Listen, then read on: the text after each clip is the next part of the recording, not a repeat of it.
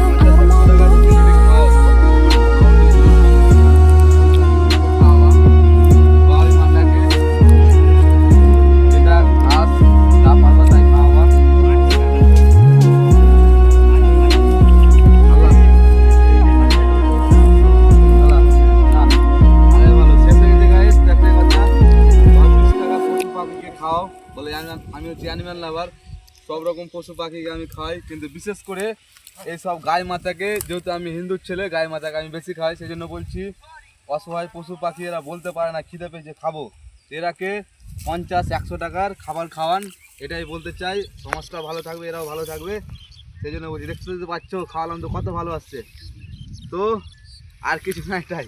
চলো।